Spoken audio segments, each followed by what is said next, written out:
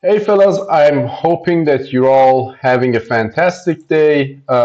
And um, Here I am back with another update on the state of the project, GASP plus IK. If you're not familiar with it, I'm gonna leave a link to the description to the previous videos of this whole endeavor. But today I'm here with a very small update on the state of the project, and this is one little feature that is going to be added in the mix, and it's gonna be featured in the whole package as well. Um, and it is quite not super crazy as all the things we do usually, but it's actually a quite important one because it's a quality of life feature, and it's something that is less often seen or overlooked in most projects, especially third-person shooters. And what we are talking about today is the concept of the dominant eye. So if I come here and I try to like aim over there, I'm gonna have a hard time, right? But you wouldn't in real life. So most games just try to fix this issue by providing a button, and you just press it and manually switch your side. And It's just something that I really don't like to see in many games because it's just like a hassle, and I don't like it. That's why I tried to fix that issue in another way. So there's gotta be a better way, right? And so that's what I'm doing here. And Let's actually talk before we go into the details of like what I'm showing you. Let's actually talk about the importance of these small details. So when it comes to the good gameplay, when we're talking about a good gameplay and a great gameplay, there's actually like a small details that really make it pop, right? So that's why we have to pay attention to some of those things when we are trying to like um, make a good game become a great game. And one of those things that exists in the reality and what your brain perceives is the concept of dominant eye. And what it is for the people who do competitive shooting or stuff like that, they already know what it is. But like, um, what it is just like the your brain is always trying to see the world through either your left eye a little bit more or right eye a little bit more.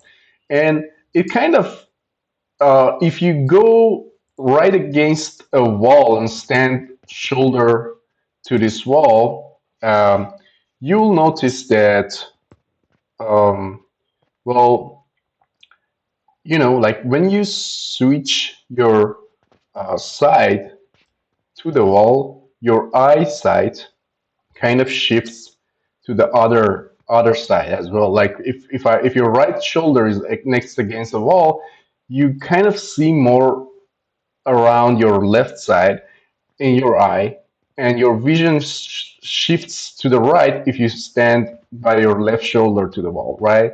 So if you don't believe me, just go ahead and try that out yourself. But while we're here, so when we want to do jump that uncanny valley when it comes to designing good gameplay, these sort of features that makes the game feel more like the real life experience is the actual very important kind of things that make the game feel natural to our brain and provides us with a little bit of more immersion.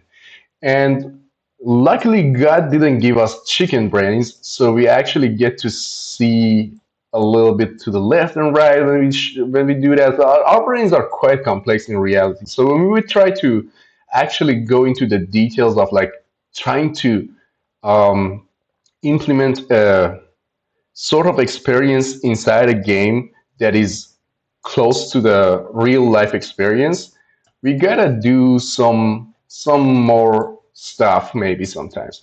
And although like look at those chickens, man, like some of these are just absolutely gorgeous. Look at this one, or this one is just like majestic. Look at those feathers and stuff. But as far as we don't want to disappoint God by creating some mediocre game here, I decided to give it a go and try to implement the concept of dominant eye here. So by pressing a button, I can turn it on and off, and I'm gonna have to tell you when it is on and when it's not. So it is not on actually currently. But if I turn it on, so the system becomes aware of which side I'm looking, my vision, the depth of it, and everything else around it. If I turn on the debug tools, you'll see a little bit of how it works. It isn't as simple as it seems like. Um, there is a whole bunch of different visions and depth sensors. Basically, like those are like sphere traces, and they're like querying the vision on the left and on the right side. They're like giving it an importance of like which side is like more important than the other one. They each have their own depth, but I'm not gonna go too deep into the math of it. But as you can see, it's just like able to actually like decipher what is important and what is not. Like for example, this should be shifting right like this normally, right? But it's not, like, because I'm still able to like see a lot of good stuff from here where I'm sitting.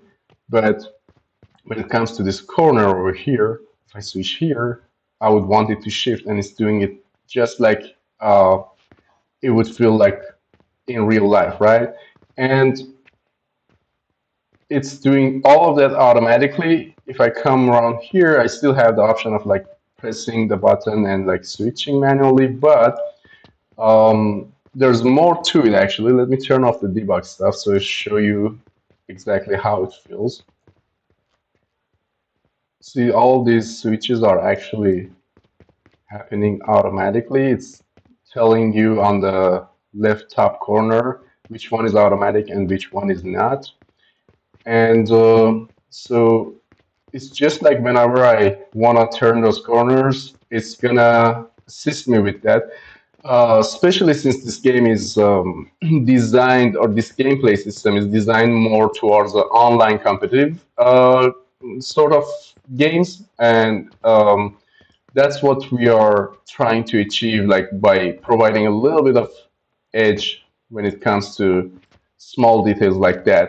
And on top of all of this, cherry on top, I also like did some more to it.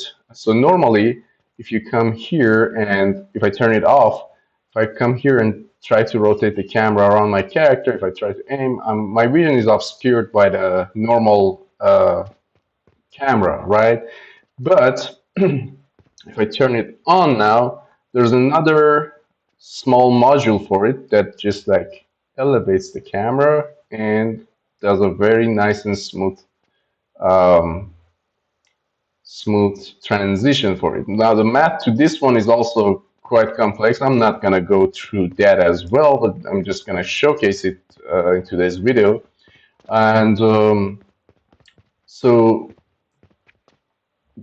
there we go. And another cool part of it is like, since our project does have some parkour stuff like wall jumping, stuff like that, if I turn the system off, look at what happens to the camera when I'm trying to connect some of those wall jumps together. It's actually not quite that impressive, right? But the reason is like, just like look how my reticle is getting squeezed between my character and the wall, and the aiming becomes a little bit distorted and hard. So if we want to provide a little bit of a better gameplay experience for the player, this system really helps with that. Like look how easy it is now to aim and just stay connected to what's going on in the world as I'm trying to do all these crazy jumps and stuff, and go through these different situations, and in these like corridors. It's actually quite quite nicely helpful. And with that said, I'm just gonna say there's something much bigger cooking in the background of this one. This is just what I did today, and I just wanted to showcase it so I don't have to do it the next week. And I also just wanted to come and say hi to you guys since I was on my summer vacation for a while. But I'm back. Cooking up something crazy for the next week. Stay tuned and come say to our Discord and like come say hi in our Discord. We would love to meet you all if you're new. And if you're not new, just feel free to hit me up anytime you want, as you always do. And you know, just have a good time. I'll see you next week.